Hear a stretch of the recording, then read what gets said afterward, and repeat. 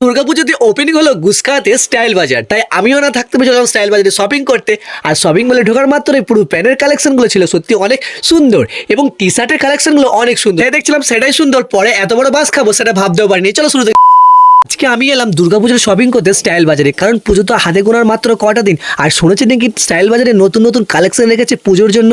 তার বেশি দেরি না করে আমিও চলে এলাম শপিং করতে। 1 নম্বর ফ্লোরে বেশিরভাগ মেয়েদের কালেকশন ছিল, তাই আমি আর বেশি দেরি না করে আমাকে যেতে হবে 2 নম্বর ফ্লোরে। 2 নম্বর ফ্লোরে যেখানে আছে অনেক কালেকশন, তাই এসে দেখছি হিপ হপের এত সুন্দর সুন্দর কালেকশন, যেটা দেখে আমার তো মন প্রাণ জুড়িয়ে গেছিল। তো কোনটা নেবো না নেবো ভাবতে ভাবতে আমি একটা টি শার্ট এখান থেকে নিয়ে নিলাম। তারপর আমি চলে এলাম প্যানের জায়গায়। এসে দেখছি ভাই প্যানের কালেকশনগুলো সত্যি অসাধারণ মারাত্মক লেভেলের। মানে আমি এই প্যান্টটা নেবো না ওই প্যান্টটা নেবো, বাট আমি নিজে কনফিউজ হয়ে গেছিলাম। গুলো সত্যি অনেক সুন্দর ছিল, আর তাই বেশি ভাবনা চিন্তা না করে একটা প্যান্ট নিয়ে নিলাম। টি শার্টের কাছে এসে আমার আরেকটা টি শার্ট পছন্দ হয়ে গেল, তাই আমি এটাও নিয়ে নিলাম। এবার আমি তোমাদেরকে জামার কালেকশনটা দেখাবো, চলো। তাই চলে এলাম জামার কালেকশনের কাছে। আর এখানকার জামার কালেকশন সত্যি বলতে গেলে অনেক ভালো ভালো কালেকশন জামার। হ্যাঁ, আর তোমরা যারা ভাবছো স্টাইল বাজারে এসে শপিং করবো, বেশি দেরি করো না, আসো আর নতুন কালেকশন গুলো নিয়ে যাও। তারই মধ্যে থেকে এই জামাটা অনেক পছন্দ হয়ে গেল। ফাইনালি কিন্তু আমার শপিং করা পুরো কমপ্লিট হয়ে গেছে। আমি এগুলো পরে দেখবো, তার জন্য যেতে হবে আমাকে টয়লেট রুমে। তাই আর কি বেশি দেরি না করে চলে এলাম টয়লেট রুমে। আর টয়লেট রুমে পরে দেখবো যে আমাকে কেমন লাগে, তাই ছটপট করে চেঞ্জ করে এলাম। মোটামুটি বেশ ভালোই লাগছিল। টি শার্টটা পরে দেখছি মোটামুটি ভালো লাগছিল না, তারপরে বাইরে বেরিয়ে বাকিগুলো রাখার মাত্রই এই একটা টি শার্ট আমার অনেক পছন্দ হয়ে গেল।